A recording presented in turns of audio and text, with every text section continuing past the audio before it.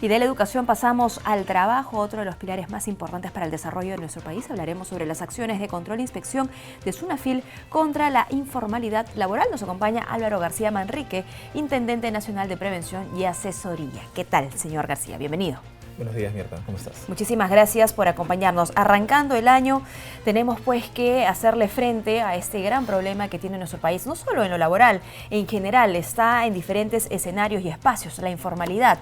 ¿Qué está haciendo SUNAFIL luego del tremendo escándalo que lamentablemente, y tragedia, que lamentablemente nos sorprendió a todos a finales de año, con el fallecimiento de estos dos jóvenes en el interior de un recinto de McDonald's? Sí, bueno, evidentemente ese lamentable suceso que se dio finalizado el año puso en vitrina, ¿no?, cómo la informalidad también está presente en el sector formal, digamos, ¿no? Exacto. Claro. Sin embargo, es bueno decir que SUNAFIL tiene la responsabilidad de, atacar la informalidad desde el frente laboral, ¿sí? SUNAFIL realiza labor de formalización tanto en el sector informal como en el sector formal también. Por ejemplo, el año pasado hemos cerrado el año con un total de más de 140.000 trabajadores formalizados por la acción de SUNAFIL. Es decir, nosotros intervenimos en diversos sectores, por ejemplo, en el agro, en construcción civil, y al cierre del año llegamos a formalizar más de 140.000 trabajadores. Es decir, cuando encontramos un trabajador, por ejemplo, que está fuera de planilla, nosotros exigimos a la empresa que lo incorpore en la planilla con todos los derechos laborales que les corresponden. Y esa labor la hemos venido realizando siempre, ¿no? Ahora, para algunos ciudadanos es aún desconocido cómo es que SUNAFIL interviene en las empresas, ¿no? Cómo es que ustedes eligen o deciden visitar alguna corporación o empresa sobre otra. ¿Cómo se maneja esto? SUNAFIL básicamente interviene de dos maneras. Primero, por denuncia de los trabajadores o un sindicato. Y lo segundo, de oficio, por los operativos que diseña SUNAFIL, ¿no?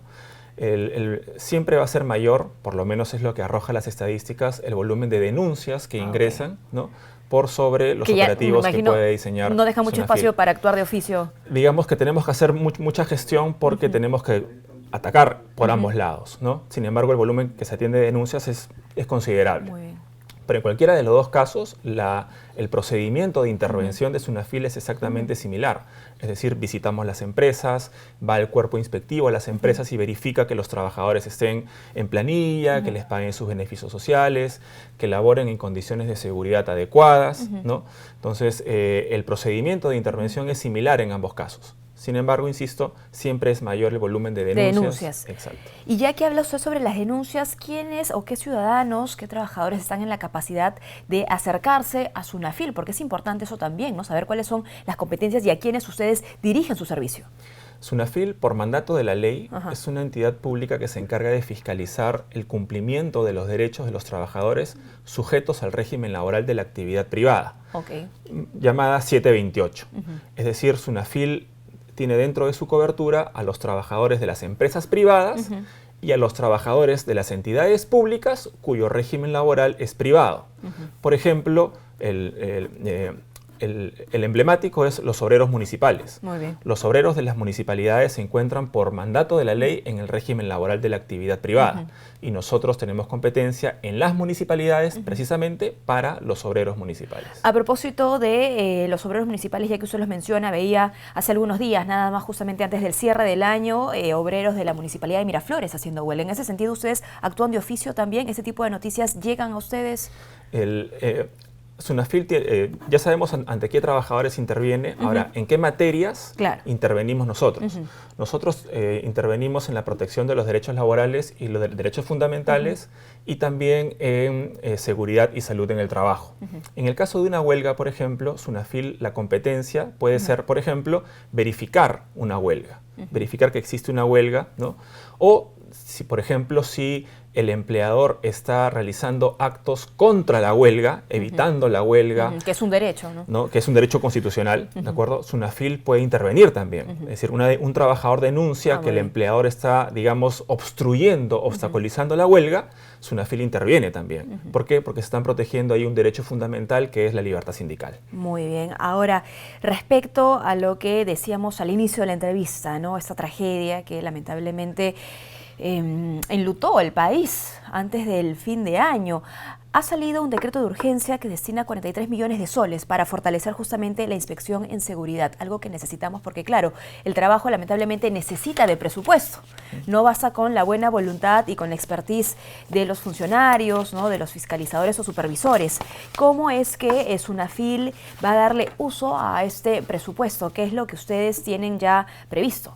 Bueno, esencialmente esos recursos que van a ingresar a la institución va a servir para, como lo señala el decreto de urgencia, fortalecer las capacidades inspectivas de la institución. Y evidentemente eso implica contratar mayor personal inspectivo, ¿no? Entonces, en principio, los recursos van a ser destinados a incrementar el personal inspectivo a nivel nacional. Muy bien. Se habla también del seguro de vida ley, que es parte de este decreto. El seguro de vida ley es un beneficio que ya existía, ¿sí?, pero con la particularidad de que era un beneficio que solo correspondía a los trabajadores a partir del 4.º año consecutivo en la misma empresa. Ahora, eso quiere decir que si un trabajador, por ejemplo, se accidentaba en el 3.er año, no accedía a los beneficios de ese seguro porque recién se iba a contratar para ese trabajador cuando cumpla 4 años. Lo que ha precisado, lo que ha modificado este decreto de urgencia es que ahora este seguro corresponde desde el primer día de iniciada la relación laboral. Ya no hay que esperar a que el trabajador cumpla 4 años para que tenga ese seguro, sino que es desde el día 1. Ahora, ¿qué pasa con el cierre de los locales, que también ha sido parte de una de las medidas que conforman este decreto de urgencia? Podemos hablar de dos formas de cerrar el local, dos formas de cierre del local. La que realiza el inspector durante las investigaciones y la que se determine luego como sanción. Voy a explicar las dos. Un inspector, por ejemplo, imaginémonos que se ha producido un accidente de trabajo mortal, digamos, ha fallecido un trabajador. El inspector está en la capacidad de ordenar el cierre del centro de trabajo o de una de las áreas del centro de trabajo durante el tiempo que van a durar las investigaciones que va a realizar el inspector. Eso como medida cautelar, por ejemplo, para evitar que nuevos trabajadores también se vean en esa situación de vulnerabilidad, ¿no? Si al finalizar el procedimiento de investigación y también el procedimiento sancionador corresponde la sanción a la empresa, ¿de acuerdo? Viene un segundo cierre que ya va a ser dispuesto por la autoridad sancionadora, que es hasta por 30 días calendario, el cierre del establecimiento o de una de las áreas de ese establecimiento. Entonces, son dos medidas que antes no se tenía. Antes solamente el inspector podría paralizar una obra, por ejemplo, si había un riesgo grave e inminente. Ahora no solamente va a poder paralizar una obra cuando hay riesgo grave e inminente, sino cerrar establecimientos durante las investigaciones y también, insisto, al finalizar el procedimiento sancionador, ya como una sanción propiamente. Muy bien. ¿Cuál cree usted será la respuesta de las empresas frente a este decreto de urgencia que, bueno, cambia, ¿no?, de manera drástica algunas reglas de juego? Esperamos que el resultado de este decreto de urgencia sea una medida disuasiva, ¿no? Lo importante en materia de seguridad es que los empleadores se compren la cultura de prevención. Ellos, por mandato de la ley, tienen la obligación de prevenir todo tipo de accidentes en el centro de trabajo. Y si nosotros vamos a dotar al sistema inspectivo, a SUNAFIL, de este tipo de medidas, la idea es que los empleadores se sientan más disuadidos a cumplir con las obligaciones en materia de seguridad. Muy bien. Y esa cultura de prevención, ojo, no solo para los empleadores, ¿no? ¿Qué tareas tienen también los colaboradores para conocer, por ejemplo, sus derechos y sus deberes una vez que trabajan para algún tipo de compañía? Sin duda que los trabajadores son la parte primordial a cuidar en materia de seguridad en el centro de trabajo, pero también tienen una responsabilidad. Por ejemplo, ellos están en la obligación de asistir a las capacitaciones en seguridad que da la empresa. Tienen la obligación de usar sus equipos de protección personal, tienen la obligación de seguir todas las reglas de prevención que la empresa instituye en el centro de trabajo. Entonces, eso como primera obligación. Y como segundo, no diría obligación, sino hago un llamado a los ciudadanos. Cuando un trabajador perciba que en su centro de trabajo, por ejemplo, existen condiciones inadecuadas de salud, imaginémonos que todavía no se ha producido ningún accidente, pero los trabajadores sienten que podría suceder un accidente, que nos alerten a nosotros. Nosotros recibimos esas denuncias e intervenimos directamente para tomar las medidas correctivas, para que el empleador tome esas medidas correctivas y corrija esos riesgos que pueden presentarse. Entonces nosotros exhortamos a los trabajadores a que no tengan miedo a denunciar.